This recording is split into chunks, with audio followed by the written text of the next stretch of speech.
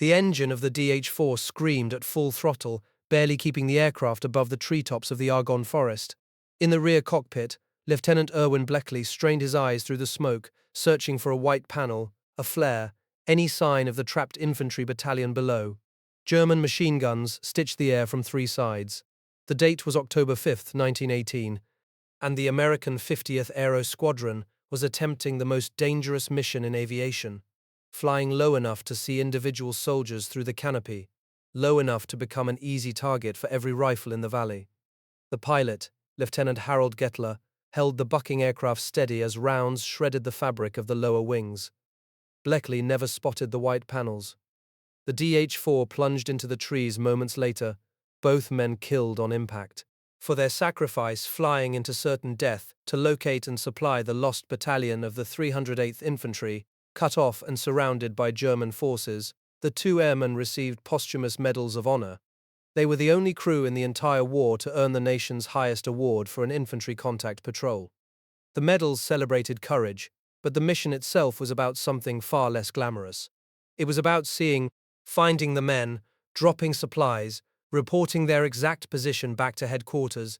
This was the work of aerial reconnaissance, the unsung backbone of military aviation. And yet, within a decade of the armistice, historians and air power theorists would all but erase this function from the story of the war, replacing it with a far more aggressive vision of bombing and aerial combat. The roots of that erasure, and the roots of aerial observation itself, stretched back more than a century before Goettler and Bleckley took off for the Argonne. The journey begins in revolutionary France, where a new instrument of war first rose above a battlefield and changed everything. On June 26, 1794, near the Belgian frontier at Fleurus, forces of the Army of the First French Republic prepared to face Dutch and Austrian troops under the command of Jean-Baptiste Jourdan.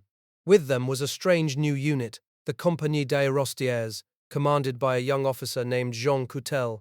Their weapon was not a cannon or a musket, but a sphere of varnished silk filled with hot air. The balloon lifted a single observer in a wicker basket tethered to the ground by ropes.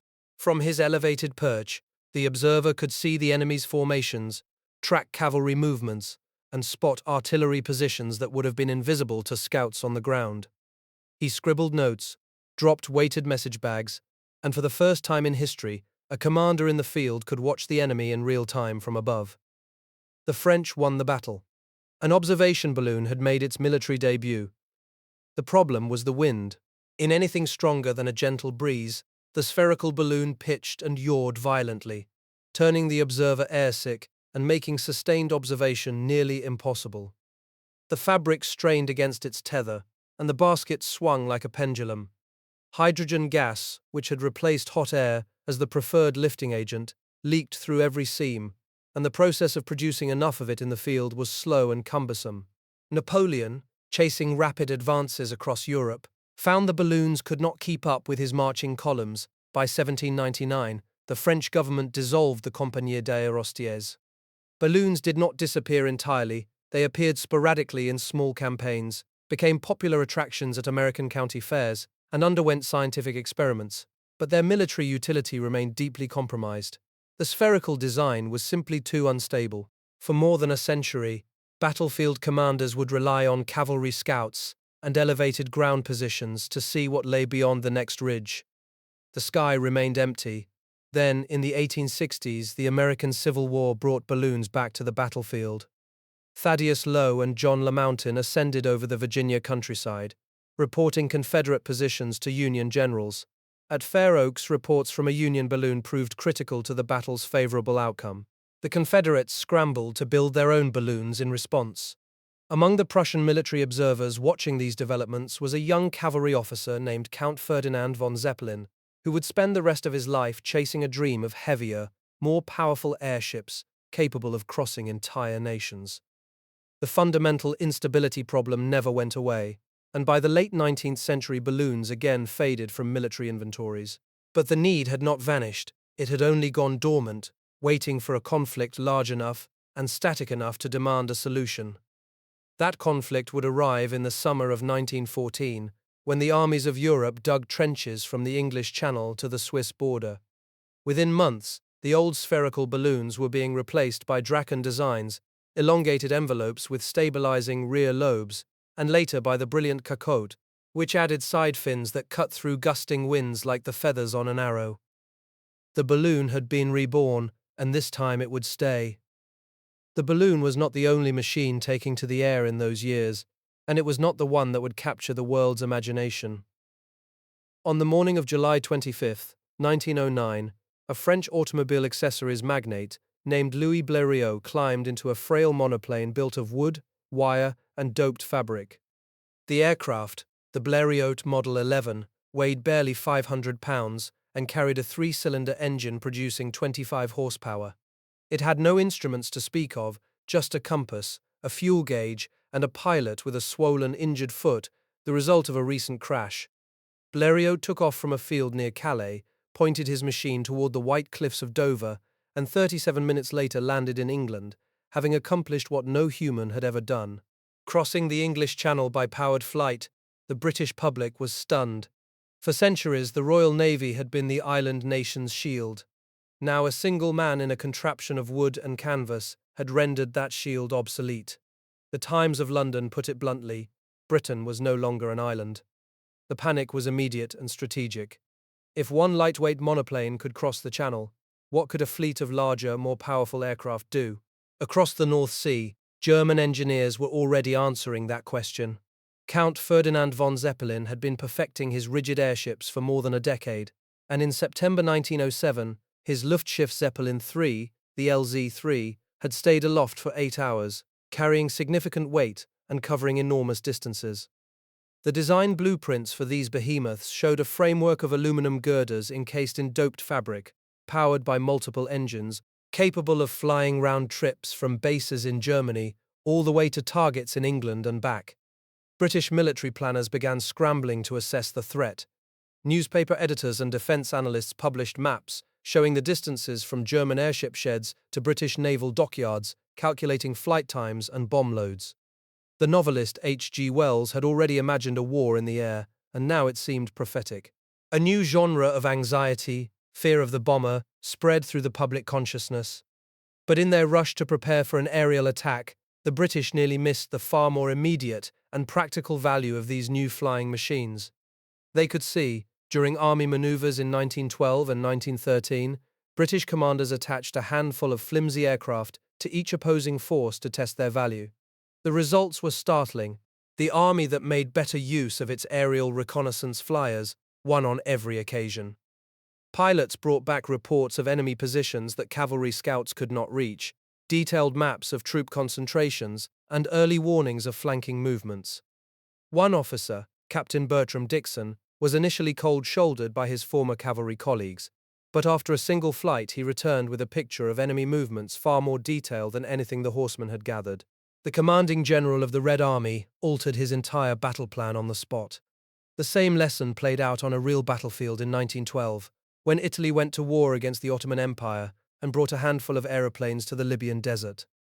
Italian pilots conducted reconnaissance sorties, spotting Turkish positions and directing artillery fire from the air. It was the first operational test of heavier-than-air military observation in a real shooting war, and it confirmed what the maneuver exercises had suggested. The primary military value of the airplane lay not in dropping bombs, but in lifting human eyes above the fog of war and reporting what they saw. That truth would be proven again within 2 years on a far larger and bloodier stage.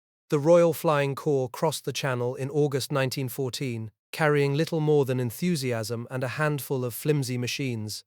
Its pilots had trained in peacetime conditions, practicing reconnaissance over the gentle English countryside.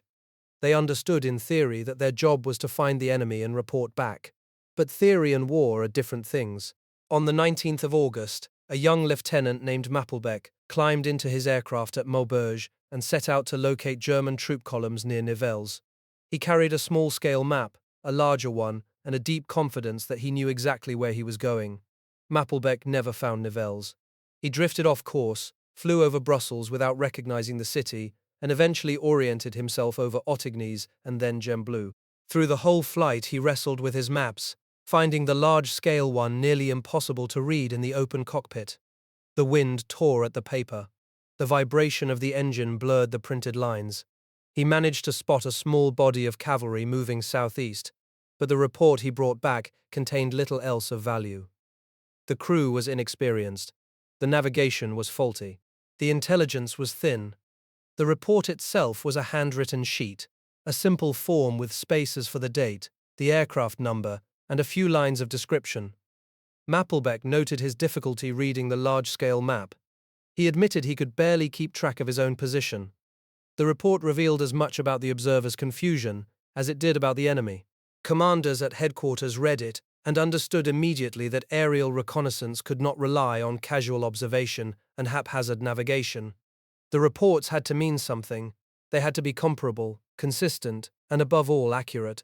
Number 4 Squadron moved first. Within a week of Mapplebeck's flight, the unit introduced a standardized reconnaissance report form.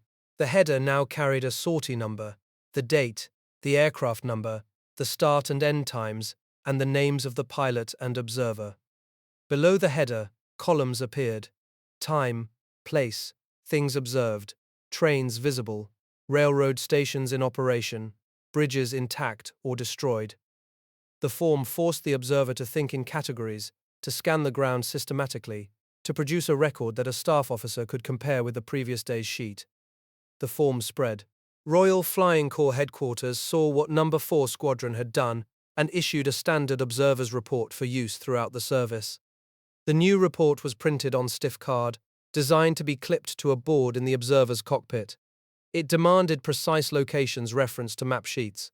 It required the observer to note the length of columns, the direction of movement, the condition of railways. The vague impressions of the first week were replaced with a system. The system was crude, but it was a system.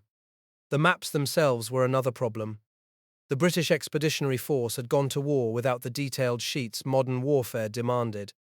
Air crews located enemy units by describing them as a quarter-mile south of the letter E in a village name, or immediately north of a printed U on the map. It was absurdly imprecise.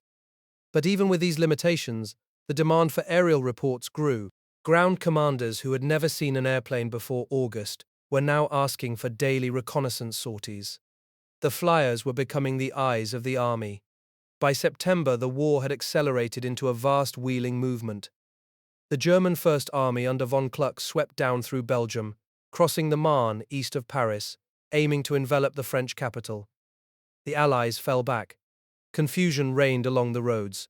Infantry columns marched through dust and heat. Cavalry patrols lost contact with the enemy. But the aeroplanes kept flying. Every morning, just after dawn, crews from the French Aviation Militaire and the British Royal Flying Corps took off to scan the roads and railways behind the German front. What they saw changed everything. The reconnaissance crews spotted it first. Von Kluck was turning. His First Army was swinging east, away from Paris, exposing its flank to the French Sixth Army. The movement was visible from 6,000 feet. Columns of grey uniformed infantry, long lines of horse-drawn artillery, supply wagons stretching for miles along narrow French roads. The observers marked the positions on their maps. They dropped weighted message bags at headquarters. The reports reached General Joffre.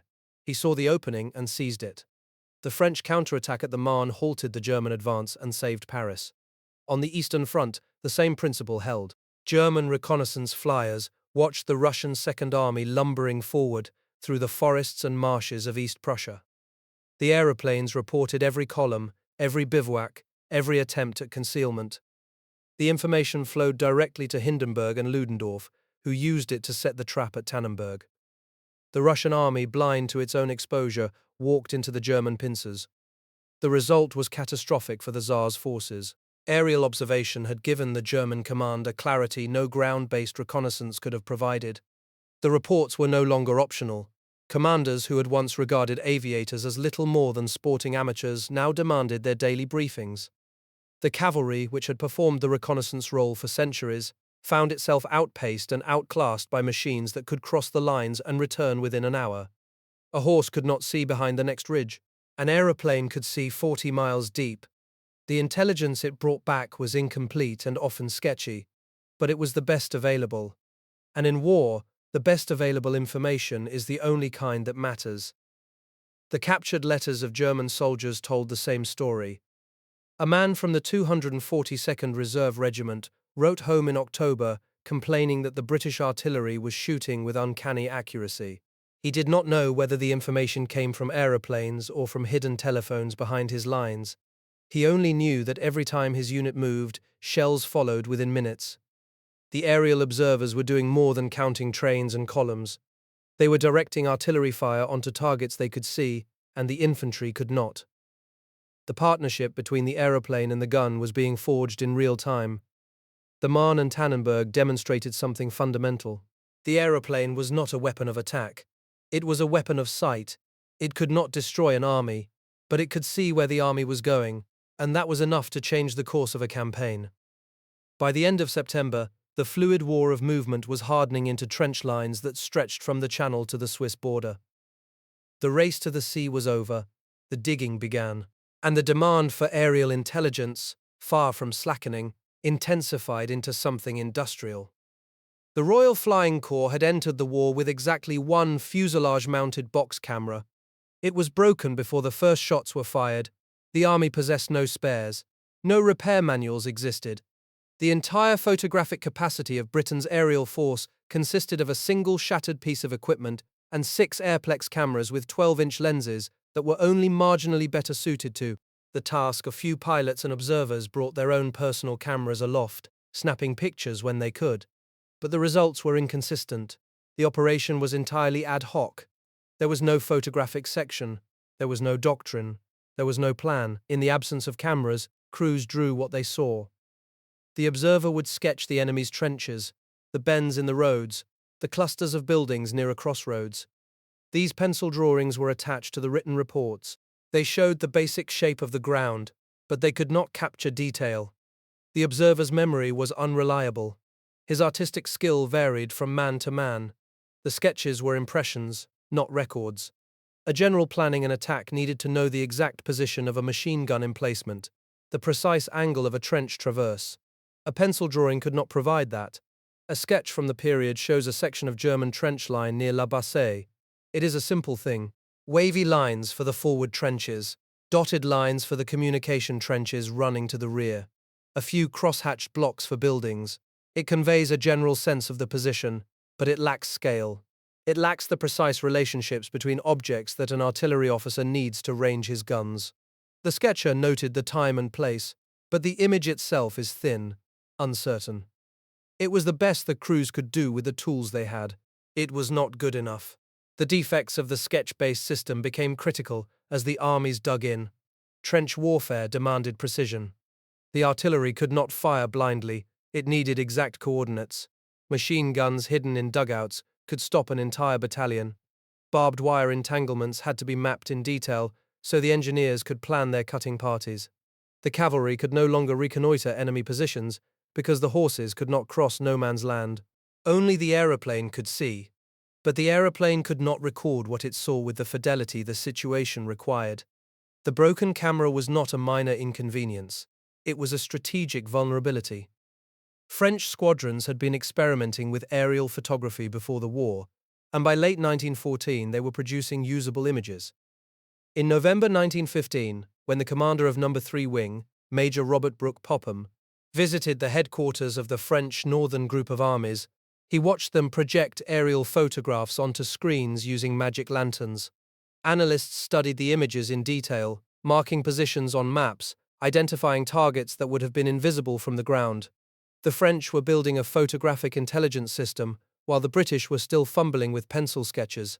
David Henderson, the general officer commanding the Royal Flying Corps, absorbed the lesson. Henderson had been director of military intelligence before the war. He understood what photographs could do for an army. He looked at the French system and then at his own broken camera and his sheaf of unreliable sketches, and he gave the order. An experimental photographic section would be established immediately. The handful of photography enthusiasts in the Corps, men like Sergeant Frederick Laws, who had been taking pictures since the war began, would be gathered into a single unit. Their task was to design a practical aerial camera that could survive the open cockpit, the vibration, and the cold, and produce images sharp enough to guide the guns. The airborne camera was only half the communication problem. An observer could photograph a battery, return to base, and deliver his plates to the darkroom. But if a column of German infantry was moving along a road at that very moment, and an artillery battery was within range, there was no time for film processing. The shells had to fall now. The German army recognized this earlier than the Allies. Their engineers had been experimenting with airborne wireless transmitters, and by the early months of 1915 a workable system was beginning to take shape. In May, a captured German document circulated among RFC squadrons detailed exactly how their observers worked with the guns. Crews fixed and numbered targets in advance, transmitted shorthand Morse corrections right, left, long, short, while still circling over the target. The observer watched the shell burst, tapped a key, and the next salvo was already being adjusted before the smoke cleared. The British had no such system. Their crews flew with weighted message bags, dropping written notes onto marked positions near the battery. The gun crews retrieved the messages, read the corrections, adjusted their pieces, and fired again. The delay could be 5 minutes or 15. The target might have moved, the observer might have lost sight of it while flying back to the dropping point. On the ground, the batteries used cloth panels laid out in pre-arranged patterns and light flashes to signal back to the aircraft. It was better than nothing. It was far worse than what the Germans had. The message bag method worked well enough for fixed targets. A stationary battery, a crossroads, a supply dump dug into a hillside. These could be ranged over time, but moving targets were nearly impossible. A column of troops on the march was visible for minutes, not hours. By the time the observer dropped his bag, the artillery officer read the note, and the guns fired a ranging shot. The column had dispersed or disappeared. The delay between observation and action was costing the British Army opportunities. The infantry knew it, the artillery knew it, the aviators knew it most of all. The race for real-time communication had begun. The Royal Flying Corps started experimenting with wireless transmitters that winter. Number 9 and Number 16 squadrons tested the equipment, learning to manage the weight and the trailing antenna that unreeled behind the aircraft. The transmitter added considerable burden to an already underpowered machine. The antenna, a long copper wire wound on a spool, had to be retracted before landing. If the pilot forgot, the wire snagged on trees or tore loose, tangling in the tail surfaces. The equipment was fragile, the signals were weak, the batteries froze at altitude. But the potential was enormous. A single observer, with a wireless set and a good pair of eyes, could direct multiple batteries onto a single target, delivering concentrations of fire the enemy could not escape. The captured documents of the German army confirmed what the British were racing toward. A translated German protocol circulated among RFC squadrons in the spring of 1915 detailed exactly how their observers worked with the guns. They fixed and numbered their targets in advance. They used shorthand Morse signals for corrections right, left, long, short. They could call in fire on targets of opportunity by transmitting the location in clear text. The system was methodical, rehearsed, and deadly. It gave the German artillery a battlefield advantage that Allied troops felt every time they left their trenches. The first 5 months of the war had taught every belligerent power the same lesson. The aeroplane was not an optional accessory. It was a fundamental instrument of command.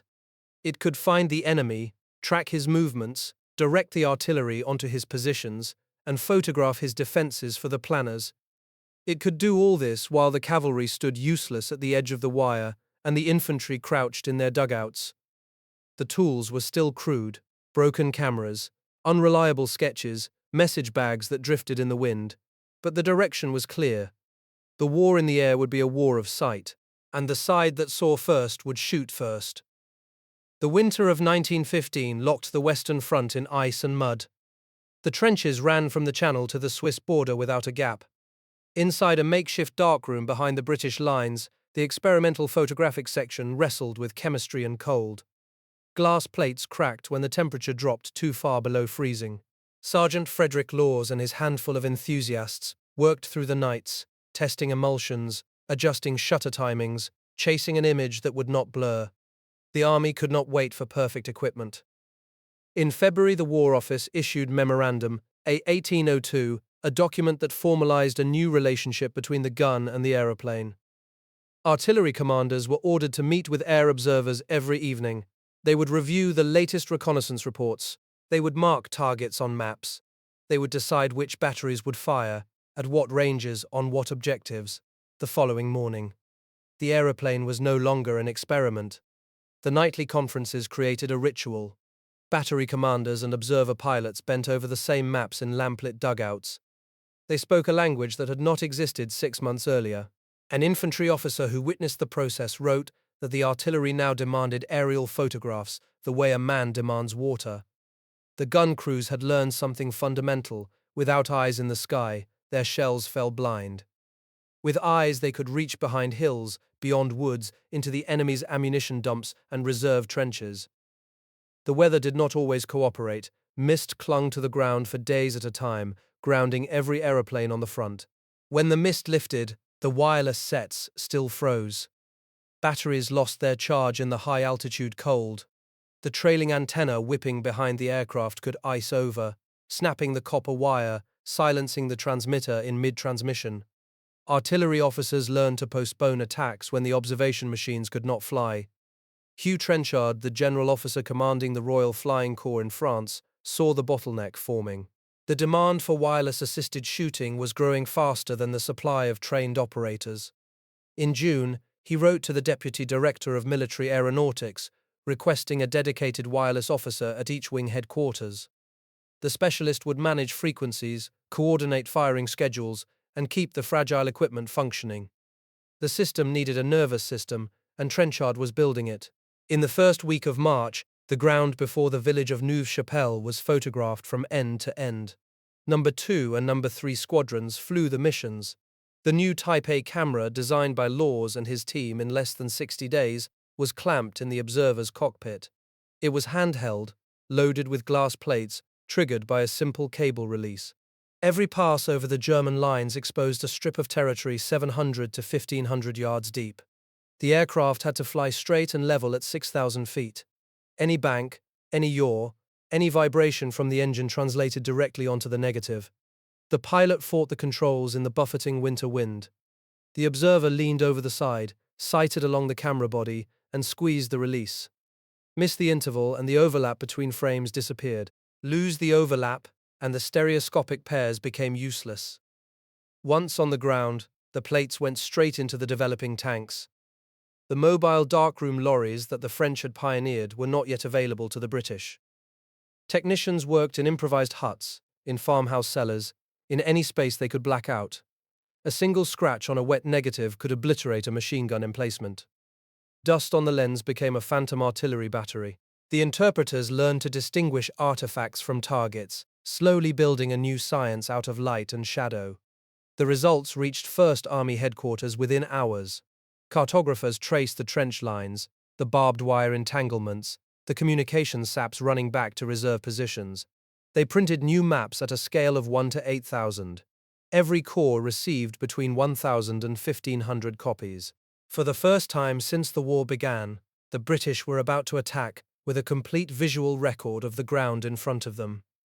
The barrage that opened the Battle of Neuve-Chapelle on the 10th of March was the heaviest concentration of guns per yard yet assembled. It would not be equaled again until 1917 at Ypres. The shells fell on positions that had been invisible to ground observers a week earlier. Battery commanders had studied the photographs. They knew exactly where the German machine guns were dug in. The infantry advanced behind a curtain of fire that had been planned from the air. The attack carried the German front line. It was the first clear demonstration that aerial photography had become a weapon in its own right. Sir John French, the commander of the British Expeditionary Force, took a personal interest in the quality of the prints reaching his desk.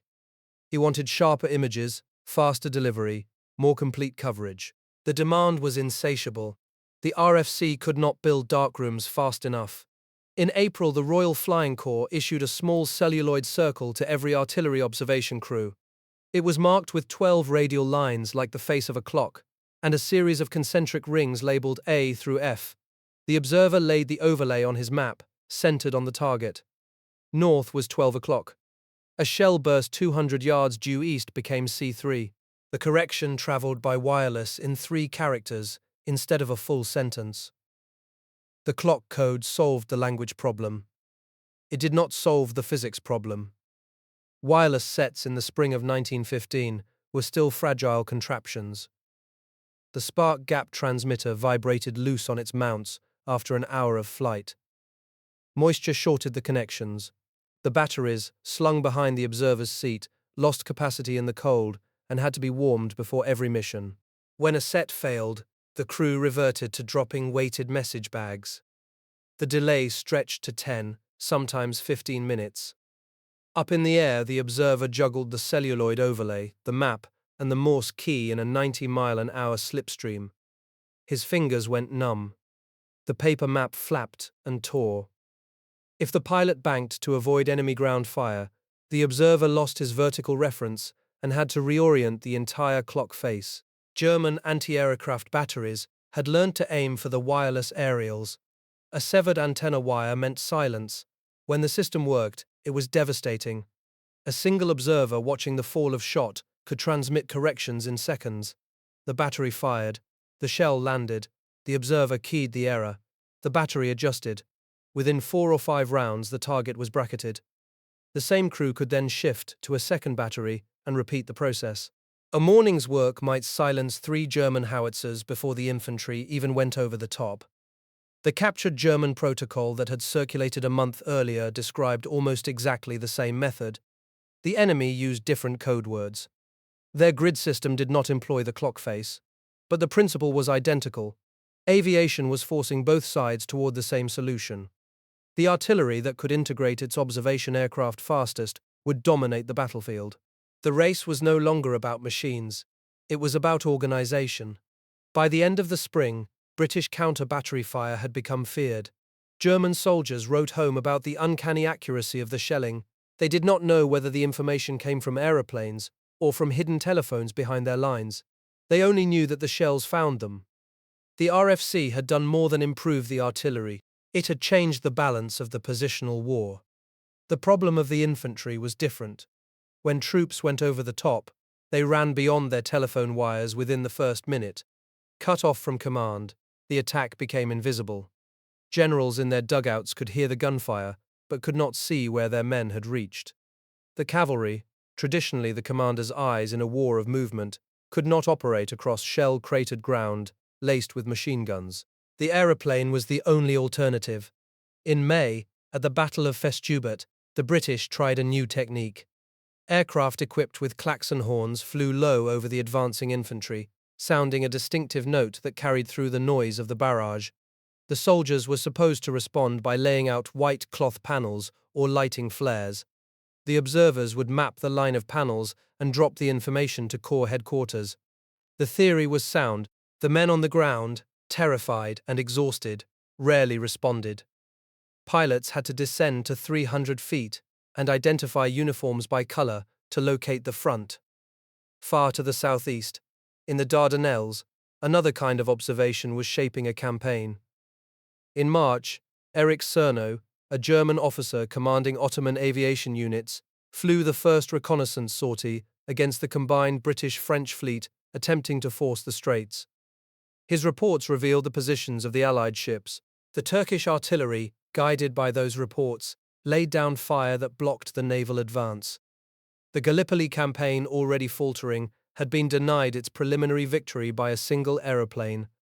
The contact patrol experiments continued through the summer. At Loos in September, the infantry again failed to show their panels during the attack. Men under shell fire were concerned with survival, not with signaling aeroplanes. When the fighting calmed, troops sometimes put panels in convenient places rather than at the actual front line. Rear panels, set a quarter-mile or even half a mile behind the forward trench, gave commanders false information. Friendly fire from jittery soldiers remained a constant hazard for the low-flying aircraft. In July, Brigadier General Reginald Kentish, a battalion commander who had witnessed the chaos firsthand, recommended that training in aircraft infantry liaison be added to the syllabus of every senior command school. He wanted every officer to understand how to cooperate with the aeroplane. The Royal Flying Corps could not spare the machines or crews for training. The request was denied.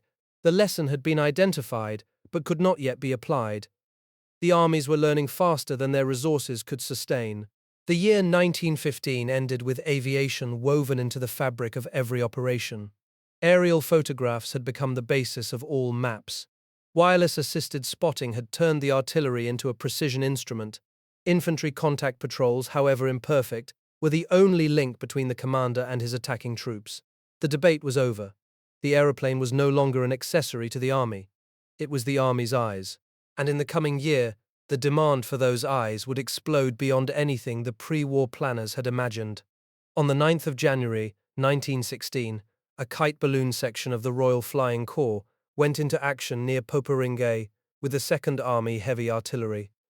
The envelope swung in the winter wind, but something had changed inside the basket. A telephone wire ran down through the tethering cable to a handset on the ground.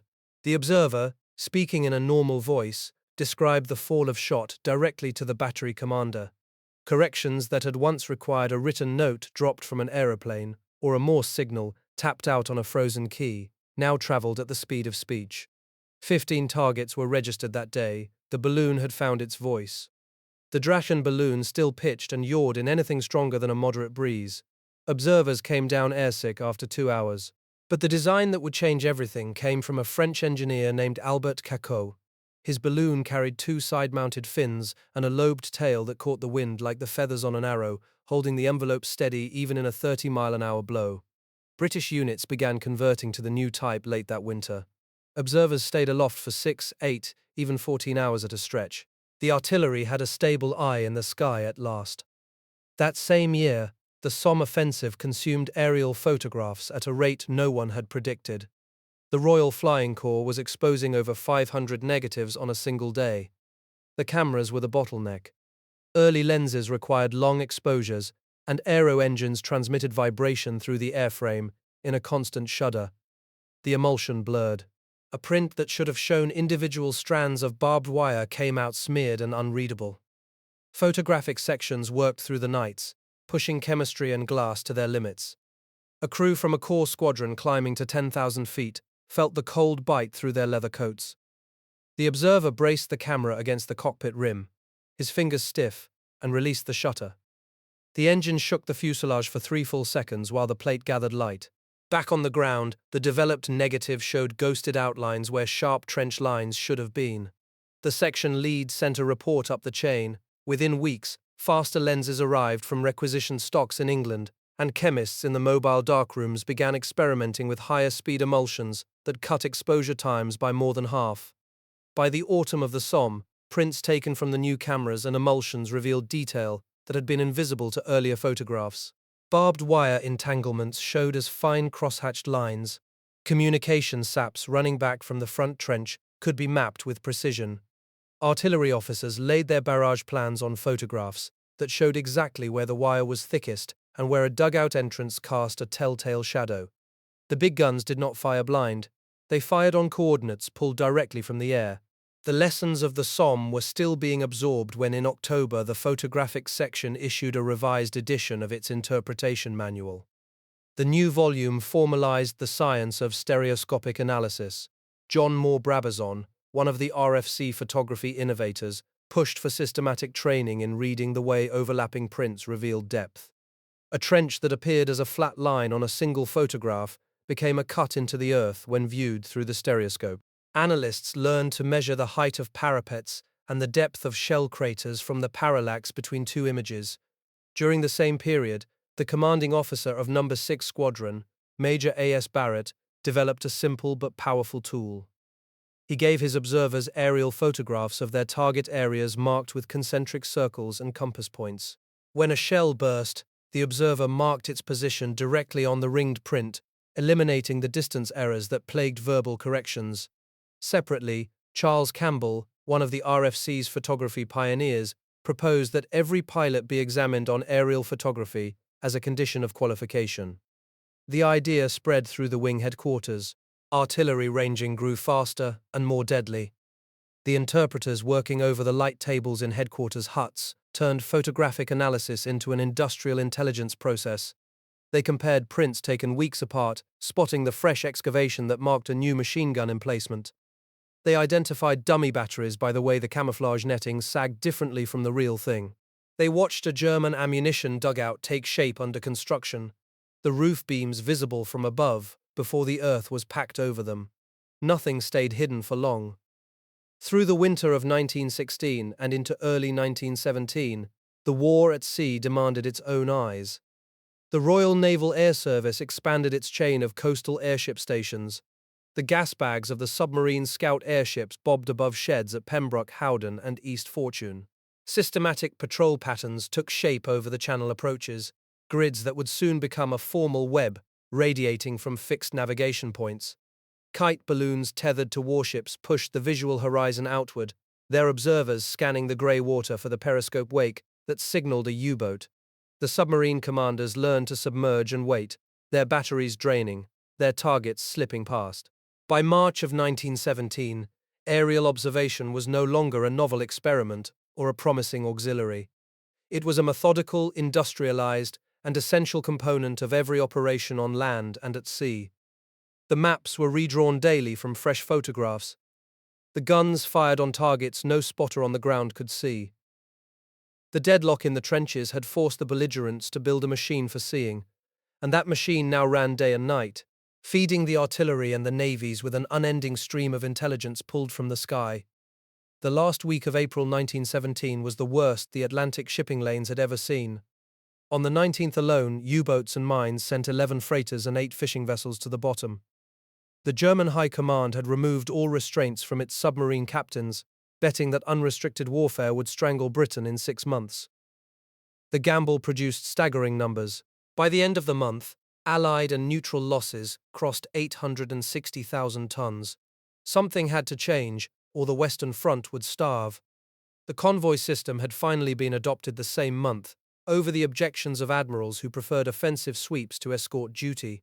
Merchant vessels now traveled in protected groups, assembling in American ports before crossing the Atlantic together. But the convoys were still blind. A surfaced U-boat could spot the smoke of a column from 12 miles away, maneuver into firing position, and loose a spread of torpedoes before the nearest destroyer even saw its periscope. The Royal Naval Air Service had been preparing for this moment. Since late 1916, a growing chain of coastal airship stations had been taking shape from Cornwall to Scotland. Submarine scout airships could stay aloft for 8 hours, scanning the sea from 2,000 feet. Kite balloons tethered to escort vessels raised the lookout's horizon from 5 miles to 20. Air cover was the missing layer in the convoy defense. The Admiralty needed a way to make that coverage systematic, predictable, and continuous. On the 13th of April, the RNAS launched a new patrol concept over the English Channel. They called it the Spiderweb. An imaginary octagon radiated outward from the North Hinder lightship, 60 miles in every direction, with cords connecting the radial lines like the strands of a web. Seaplanes took off from coastal stations and flew assigned segments, crossing and recrossing the grid in a mathematically determined sequence that guaranteed every square mile of water was scanned at least once during each patrol cycle. The math was elegant in its simplicity. A flying boat climbing away from Felixstowe or Yarmouth knew exactly which course to steer, exactly when to turn, and exactly which sector the next aircraft would be covering behind it. Within 18 days of the system's launch, 5 flying boats had flown 27 patrols, sighting 8 U-boats and attacking 3 with bombs. The Spiderweb did not need to sink submarines to be effective. Its real weapon was visibility. A U-boat captain spotting an approaching seaplane had one choice: dive. Immediately.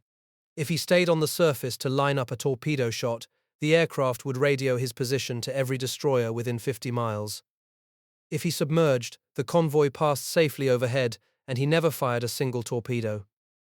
The submerged submarine was blind, slow, and utterly incapable of attacking a moving column.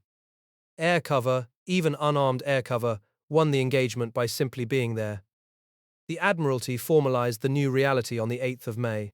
A rotating sector patrol schedule was sanctioned, dividing the coastal approaches into zones of responsibility, and demanding that at least one armed seaplane be airborne over each zone during every hour of daylight. Station commanders at Nore, Harwich, Yarmouth, and Killingholme coordinated their takeoff times and patrol sectors to eliminate gaps where a surface boat could slip through unseen. The system demanded a staggering commitment of machines and men. Engines were run until their cylinders scored and their bearings hammered out. Salt spray corroded airframes in days. Pilots flew 3 patrols a day, staring down at a grey sea that could swallow a periscope in any wave crest. The strain was immense, but the alternative was worse. The U-boats were still sinking 3 ships a day on average through the spring, and the American Expeditionary Force had not yet begun crossing the Atlantic in force. The arrival of the Americans changed every calculation. In April of 1917, the United States declared war and immediately began assembling the largest transatlantic troop movement in history. Hundreds of thousands of soldiers would need to cross 3,000 miles of ocean, and every troopship was a floating city of vulnerable human cargo. The convoys needed more ships, more escorts, and most critically, more eyes in the sky. American naval commanders began requisitioning every kite balloon that could be built. But the United States possessed almost no balloon manufacturing capacity. In April, the entire nation could produce 2 observation balloons per week. 2. The Army's balloon school at Fort Omaha had reopened only 4 months earlier, and its single gas bag had been a gift from the Goodyear Company during the punitive expedition into Mexico. The Bolling mission, sent to Europe in the summer to survey Allied aviation needs, had departed without a single balloon expert on its roster. The Americans were starting from near zero. The crash program that followed was one of the most remarkable industrial mobilizations of the war. Goodyear, Goodrich, United States Rubber, Firestone Connecticut Aircraft, and Nabenschuh Manufacturing were all enlisted to turn rubberized cloth into gas bags. Looms that had been turning out automobile tires and raincoats were retooled to produce balloon envelopes. The specifications were demanding. The fabric had to hold hydrogen under pressure, withstand salt spray, and resist tearing in gale-force channel winds. But the Admiral's demands were relentless. Every convoy escort needed a kite balloon. Every destroyer tender called for a pair of eyes at 2,000 feet. Production climbed from 2 per week to 10 per day by the time of the armistice. Behind every balloon needed was a crew that had to be trained. The Army established its first balloon observer school in France in January 1918, originally at Vaderne, near the French facility. The German spring offensive in March forced the school to evacuate to Camp Souge, near the Biscay coast, where the flat terrain and steady winds offered ideal training conditions. There, American instructors taught French grid-spotting methods, the same techniques the French artillery had been refining since 1915. The observer trainees came from 2 sources. Half were Air Service cadets, fresh from ground school in the United States. The other half were artillery officers, pulled from their batteries and sent to learn how to watch the fall of shot from a wicker basket swinging beneath a gas bag. The logic was sound. An artillery officer already knew how to bracket a target, how to call corrections, how to think in meters and angles. He just needed to learn to do it while suspended on a tether in a 40-knot wind. The training at Souge was rigorous and dangerous. The trainees learned to handle winch trucks, to inflate envelopes without sparking a hydrogen explosion, to operate the telephone that ran down the tethering cable to the battery below. They practiced calling fire on simulated targets, adjusting shrapnel bursts by walking the explosions left and right, long and short. They practiced jumping. The first time a flare or an enemy aircraft approached the balloon, the observer had to throw himself over the side, trusting the parachute to open before he hit the ground. The parachute itself was a crude device, packed into a canvas cone attached to the basket's exterior rigging. The observer clipped the harness to his belt, vaulted over the wicker rail, and prayed the static line would deploy the canopy before the burning gas bag fell on top of him. During their brief time on the Western Front, American balloon observers would make 116 parachute jumps in response to German attacks. 35 of their balloons burned. The observers survived. The training at Souge had done its work. Another school at Tours trained heavier-than-air observers in the same grid-spotting methods, plus the entire range of aerial observation skills: reconnaissance, photography, infantry contact, and artillery regulation. The syllabus was a direct translation of French manuals, adapted for American equipment. Students moved from small cameras to larger ones, from low-level visual reconnaissance to high-altitude photographic missions. By the time they reached the front, they had exposed 92,000 practice negatives and made 184,000 prints. The influx of trained observers could not come fast enough. The first American balloon company had gone into the line in February 1918, just before the German spring offensives shattered the stalemate. The war of movement that followed demanded a kind of observation the Allied air services had never practiced. Balloon crews had to walk their inflated gas bags behind advancing infantry, dodging trees, snagging telephone lines, and setting up new winch positions in shell-cratered fields under fire. The British and French balloonists had years of experience handling these relocations. The Americans, by contrast, compressed their entire learning curve into a few weeks of open warfare. The 2nd Balloon Company went into action at Toul in February and stayed in the line almost continuously until the armistice, missing only a single week after the Battle of Château-Thierry. They moved forward almost daily, keeping pace with the infantry advance across ground that had been German territory for 4 years. The advanced artillery aerial observation schools at Coëtquidan, Souges, Méaucon, and La Val-d'Hon were now feeding graduates directly into the battle.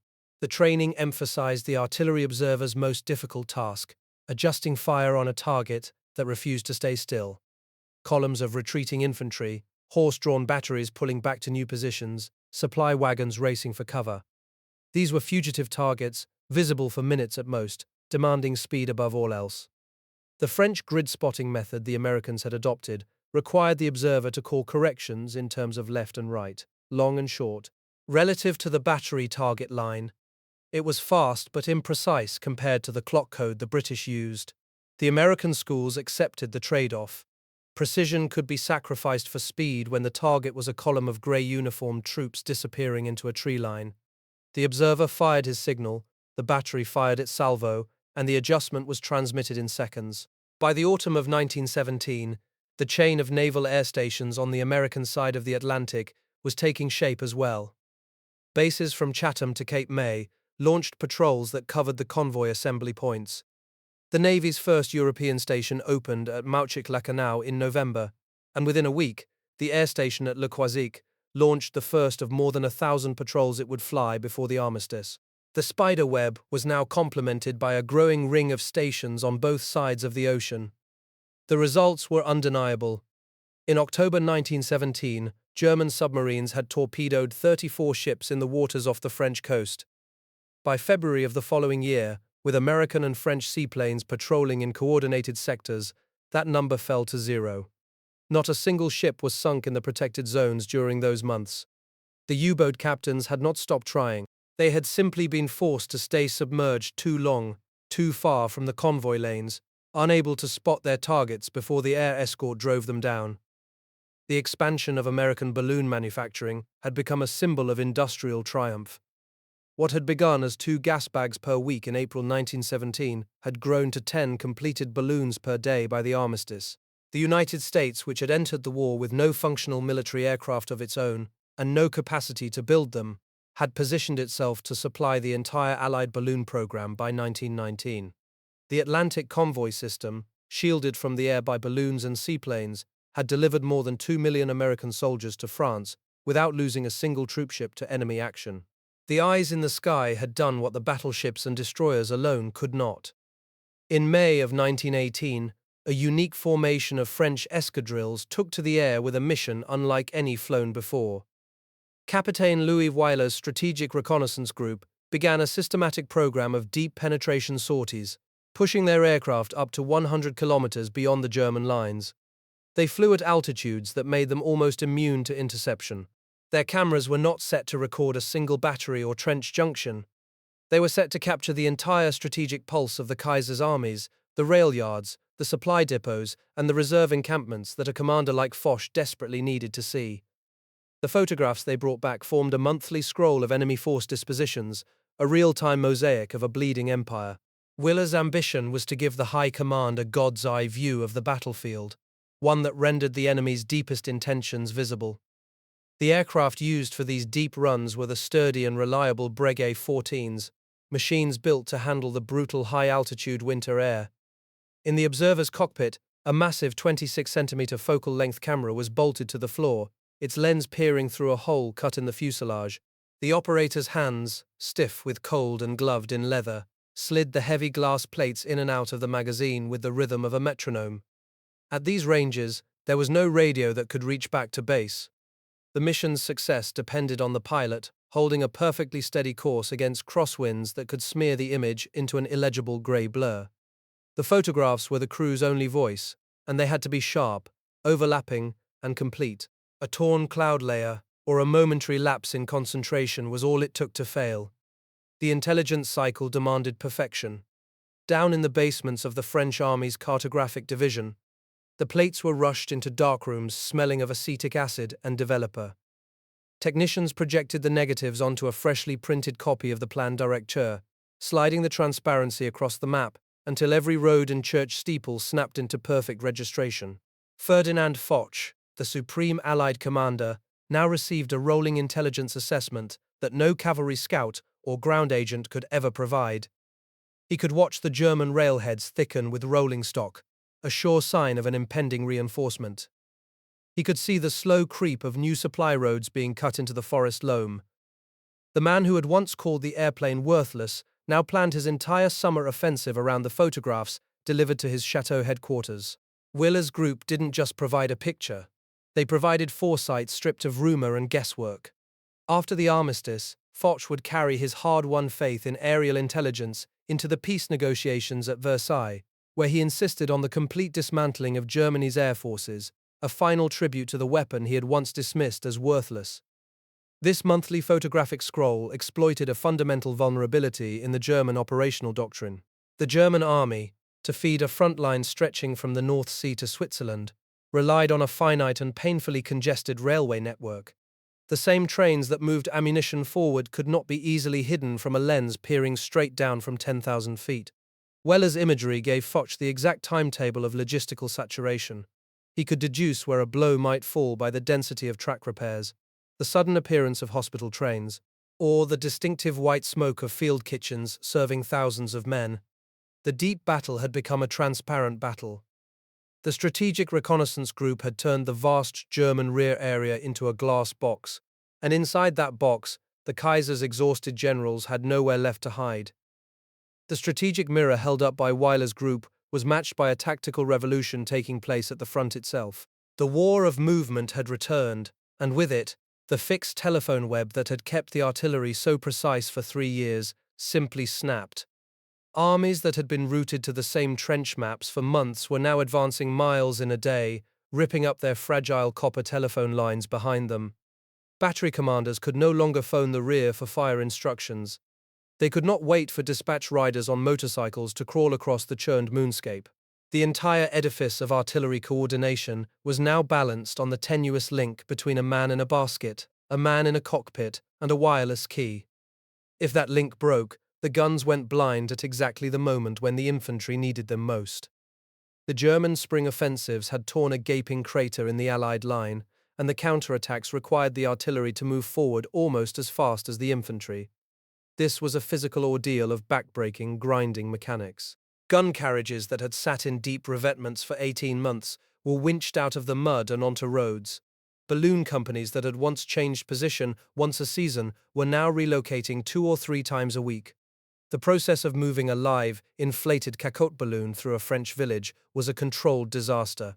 Men would physically walk the creature down a road, ducking under telephone wires, while other men pulled on the forward guy ropes to keep the tail fins from snagging on an apple tree. The envelope swayed like a drunk animal, and the constant risk of a spark from a lorry's exhaust, turning the hydrogen bag into a falling fireball, was carried by every man on the winch crew. September 12, 1918, was the day the expeditionary commander, General William Mitchell, chose to prove that the aerial balloon was no longer a static trench ornament. He persuaded the High Command to let him concentrate the largest aerial fleet ever assembled for the reduction of the St. Mihiel salient. 15 American companies and 6 veteran French units hid their balloons in the woods. The final briefings were blunt. Every artillery observer and every winch corporal studied the photographs and the topographic data in detail. The specific routes along which the balloons would advance were pre-planned and walked by the crews before 0 hour. The artillery plotted its batteries not to shoot over the heads of soldiers, but to have its eyes towed directly into the collapsing German rear. The plan for the balloons was no longer simple observation. It was a planned, deliberate, rolling surveillance umbrella that would advance with the tanks. The barrage of 3,000 guns opened at 1 in the morning. As the infantry scrambled out of their trenches in the thick pre-dawn mist, the winches began to grumble, and the great brown cacottes rose through the trees. The balloons went up with their telephone lines trailing, and the observers, some still rubbing sleep from their eyes, immediately began reporting the fall of shells. The balloons were not stationary. They were marched forward by their crews, keeping 5,000 yards behind the infantry. As the Americans pushed into the salient, the observers adjusted the fire of batteries that were themselves advancing.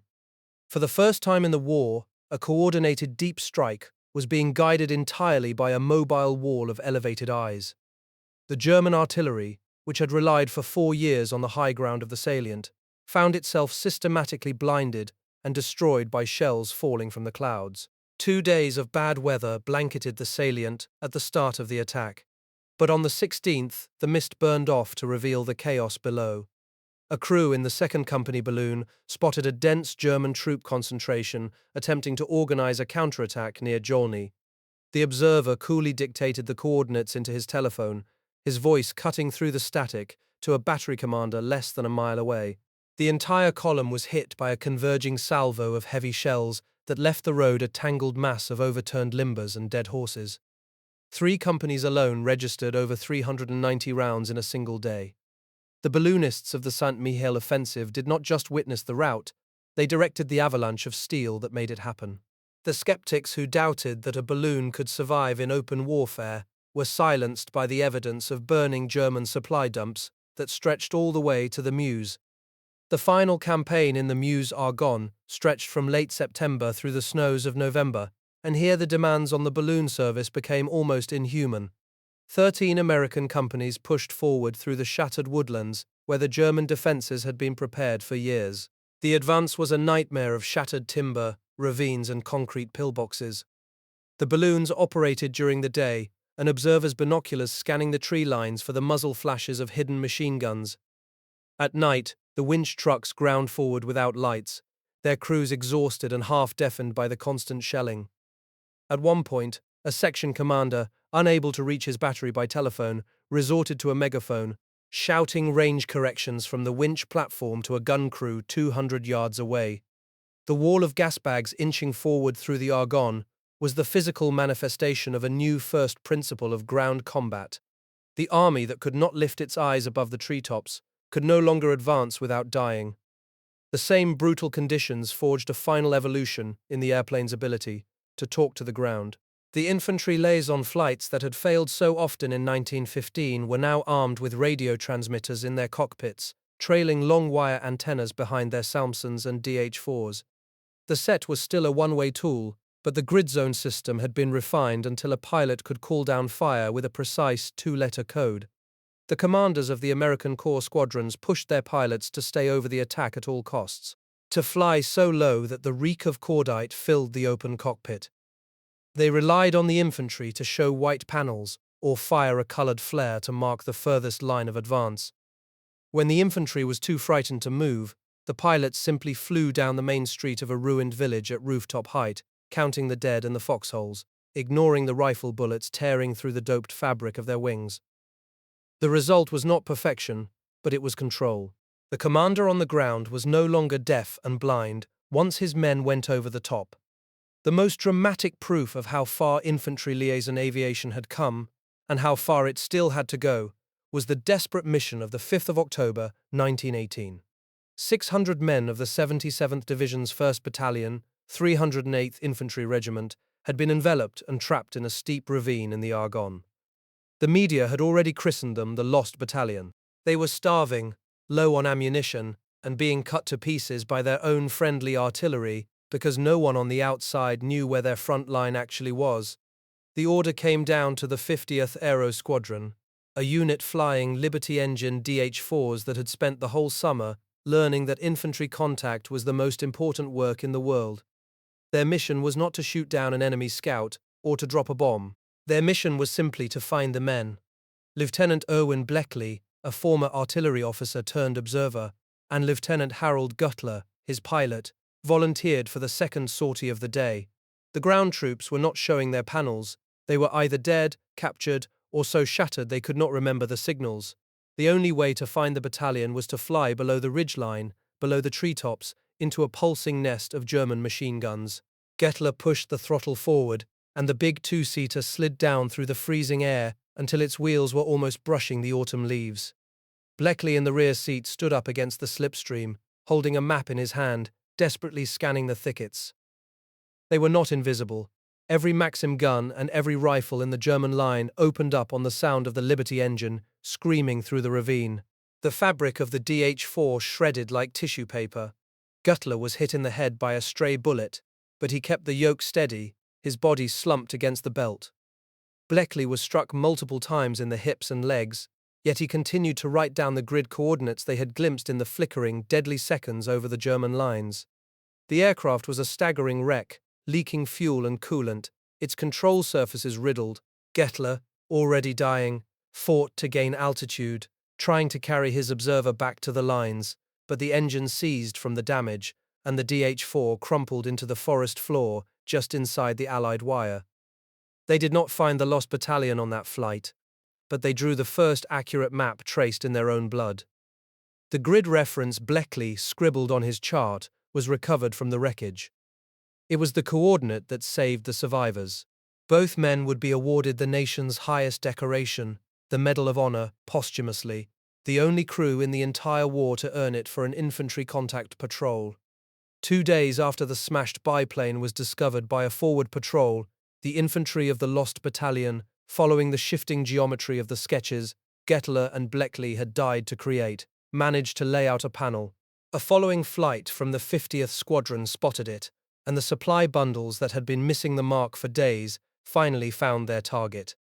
The connection between a man falling through the air in a burning DH-4 and a man crawling through the mud with a white cloth is the atomic core of modern combined arms warfare.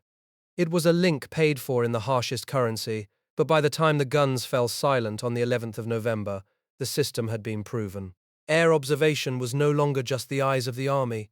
It was the nervous system that connected the will of the supreme commander to the bayonet of the last infantryman, a connection that had permanently altered not just the tactics, but the entire character of how ground forces fight.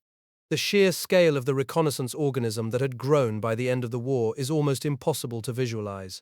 When the firing stopped, over 60% of all Allied and German air units remained tasked with the various forms of observation, photography, and artillery ranging, not with the spectacular duels of the fighter aces. The quiet, forgotten arithmetic of the reconnaissance war was brutal and monumental. In its brief combat deployment, the American Air Service alone had flown the missions that produced 18,000 photographic negatives, a library of glass plates, cataloguing every shell hole and every strand of wire from Verdun to the Belgian coast. From those negatives, the darkrooms of the photographic section had printed, developed, and distributed a staggering 585,000 positive prints. Every platoon commander, every battery officer, and every corps intelligence cell worked from a sheet of paper that had started its life in the trembling, frozen hands of an anonymous observer leaning into the slipstream. The armistice brought a sudden, stifling silence to the relentless industrial process of map production. The winches stopped turning, the Cacotte balloons were pulled down and given to the Goodyear engineers for analysis, and the Breguets and Salmsons were parked in long, silent rows. The armistice was a truce of paper and ink, but the men who had defined the war through an indirect, unheroic craft found themselves almost immediately erased. The crushing political pressure of the post-war era fell upon the air commanders like a collapsing roof. In Washington, General William Mitchell faced a Congress that wanted only to slash budgets and return to a peacetime army. In London, Sir Hugh Trenchard was fighting a desperate, lonely war against the old guard of the War Office, who demanded the Royal Air Force be dismantled and its bodies returned to the Army and the Navy. The reconnaissance aircraft, the balloons, and the photo sections were their most powerful wartime success story, but in the cold, hard logic of a shrinking peacetime budget, they were also an existential vulnerability. The architects of air doctrine in both nations recognized a brutal truth. To justify an independent air force, they had to sell destruction, not observation. Mitchell did not tour Capitol Hill with a plan directeur. He toured it with theoretical diagrams of enemy cities in flames. Trenchard, a master of political maneuver, argued in Whitehall that strategic bombing was not just a weapon, but the cheapest and most effective way to police a global empire. The observation squadrons that had made victory possible on the Western Front were quietly handed back to the Army and the Navy as auxiliary services, a concession that surprised no one in the infantry. The generals wanted to keep the eyes that had served them so well, and they were welcome to them. The airmen, however, kept the bombers and the fighters, the promise of force. They built their new independent institutions not on the legacy of the camera, but on the mythos of the bomb, a mythos carefully crafted to win the budgetary wars of the 1920s.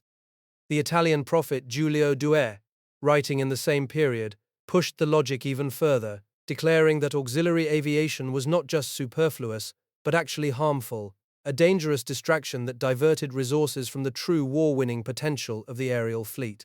In the doctrinal manuals of the new air forces, the term observation was slowly relocated from the category of air power to the category of ground support.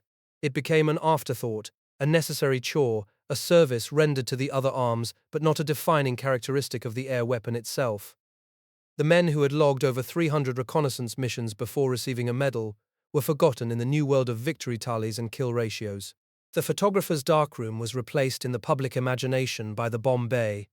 Within a decade of the armistice, the memory of the conflict had settled into a romantic narrative of knights dueling in the clouds, a story where the pilot who shot down an enemy scout was remembered for a century, and the crew who mapped the trench that broke the deadlock was not. The technical and institutional legacy of this vast machine did not disappear into the fog entirely. The American balloon production miracle, which had scaled from 2 gas bags a week to a ruinous 10 per day at the armistice, collapsed almost instantly as the munitions contracts were terminated. General Motors and Goodyear returned the balloon envelopes to storage and repurposed the rubberized fabric for the civilian roads of a new automotive age. The camera technology developed by Frederick Laws, however, proved far more durable. The large-format aerial lenses, the fast-drying emulsions, and the stereoscopic interpretation tables did not simply vanish. They were carried forward into the 1920s and 30s by the nascent photographic intelligence units that both Britain and the United States retained, largely hidden within the mapping branches. The techniques of Charles Campbell and John Moore Brabazon became the quiet, classified orthodoxy of a discipline that would, in the next global conflict, map every beach in Normandy and every factory in the Ruhr and beyond. The physical evidence of this unseen war endures not in the polished aluminum of a recovered fighter plane, but in the brittle, decaying sheets of a cartographic library. In the vaults of the French Service Historique, the British Imperial War Museum, and the American National Archives, millions of original glass negatives rest in steel cabinets, still sharp enough to reveal a single strand of barbed wire. The plan director itself, the daily updated, photographically generated map that was the linchpin of the entire Allied command structure, remains the most tangible structural artifact of the First Information War. It is an object born of the deadly marriage between a French surveyor's compass, a glass plate from a dark room under the stairs, and the fatal determination of a lost observer like Erwin Bleckley. And in those same archives, the record of Erich Cerno, the German officer who went on to command the entire Ottoman air arm after his pioneering reconnaissance flight at the Dardanelles, lies as another forgotten testament to the reconnaissance crews whose stories were buried under the myth of the fighter ace. It is the blueprint that won a war by seeing, a physical testament to the moment when humanity learned that to control the battlefield, you must first put your eyes all over the sky. If anyone in your family flew these dangerous observation patrols, or worked in the photographic units developing the images that guided the guns and the infantry, we would be honored to hear your story in the comments below. Please take a moment to subscribe to the channel and give this video a like to help us continue telling these overlooked chapters of aviation history. Thank you for watching.